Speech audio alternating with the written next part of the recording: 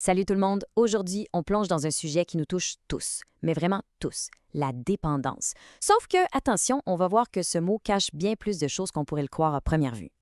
Alors, la question qui tue, est-ce qu'on est une personne dépendante?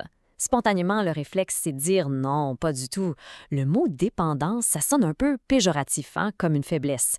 Mais, et si on creusait un peu plus loin que cette première impression?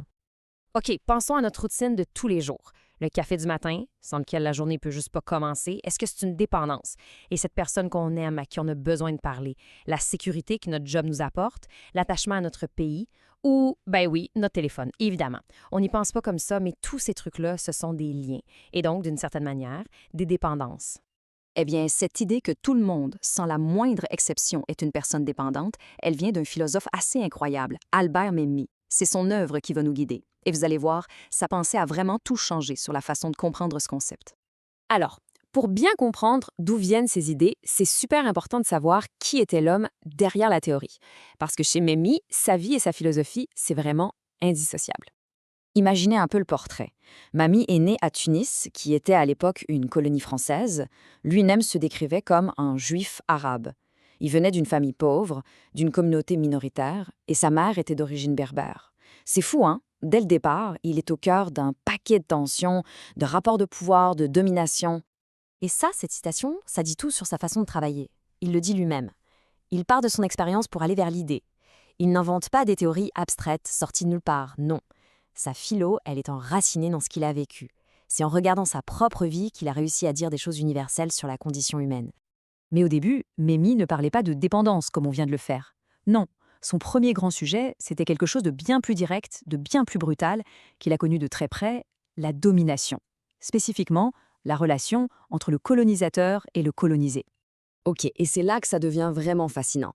Comment est-ce qu'il est passé de ce sujet très précis de la domination politique à une idée beaucoup plus large de la dépendance qui, au fond, nous concerne tous?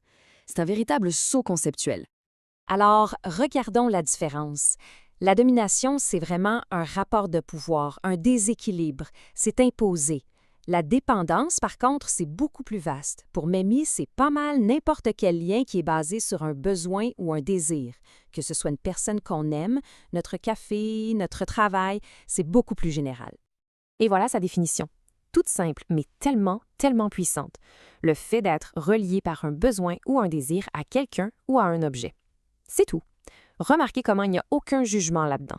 Ce n'est ni bon ni mauvais, c'est juste un fait. C'est une observation de la façon dont on est connecté au monde. Et c'est là que sa pensée devient vraiment, disons, radicale. Parce qu'on sort complètement du cliché de la dépendance qui serait juste la toxicomanie ou l'alcoolisme. Non, on parle de la dépendance comme d'un truc fondamental de la condition humaine. Alors on se repose la question du début. Avec cette nouvelle définition en tête, qui est une personne dépendante? La réponse de Mimi? Ben, tout le monde. Regardez juste la liste. On a les fumeurs, les alcooliques, les toxicomanes, oui, mais on a aussi les amoureux, les bourreaux de travail, les mères et même les propriétaires de chiens ou les fans de musique. Ce qui les relie tous, c'est ce lien intense, ce besoin ou ce désir pour quelqu'un ou quelqu'un. Mais attention, ça ne veut pas dire que tout se vaut. Mimi est beaucoup plus nuancé que ça. Il fait une distinction super importante entre ce qui est normal et ce qui devient, disons, problématique. OK, alors d'un côté, on a la dépendance qu'ils appellent normale. C'est celle qui nous aide à vivre. On dépend de notre famille pour l'amour, de notre médecin pour notre santé. C'est sain, c'est structurant. Mais de l'autre côté, ça peut devenir pathologique. Ça, c'est quand le lien devient une obsession, quand la satisfaction ne vient plus que d'une seule chose, que ça prend toute la place et qu'on ne peut juste plus s'en passer. C'est là que ça devient dévorant. Et maintenant, on arrive à la dernière grande idée de Memmi. Et c'est peut-être la plus surprenante, parce qu'elle vient bousculer une valeur qu'on chérit énormément aujourd'hui. Voilà ce qu'il dit. L'idée d'une indépendance absolue n'a aucun sens. Wow! En gros, l'idée d'être complètement autonome, 100% indépendant, que ce soit une personne ou même un pays, pour lui, c'est un mythe, c'est une belle illusion, mais ça ne marche juste pas dans la vraie vie. Et pourquoi c'est un mythe? Parce qu'on ne vit pas dans des bulles. On est constamment en relation. Et il revient même à son exemple du colonialisme pour dire que, même après l'indépendance politique, l'ancien colonisateur et l'ancienne colonie restent liés, interdépendants par l'économie, la langue, la culture. Alors, le vrai mot pour décrire notre monde, ce n'est pas l'indépendance, c'est l'interdépendance, le fait de reconnaître qu'on a tous besoin les uns des autres. Ce qui est vraiment génial avec l'approche d'un MEMI, c'est qu'on peut l'appliquer soi-même, dans nos vies. C'est simple, on part de ce qu'on vit, on observe, ensuite on compare avec d'autres expériences, et à partir de là, on essaie de tirer une conclusion plus générale. C'est un outil vraiment puissant pour comprendre le monde en partant de soi. Donc, au bout du compte, comprendre ses dépendances, ce n'est vraiment pas une raison d'avoir honte. C'est pas un signe de faiblesse, c'est juste de la lucidité. C'est comprendre les fils invisibles qui nous relient au monde et aux autres et qui finalement façonnent qui on est.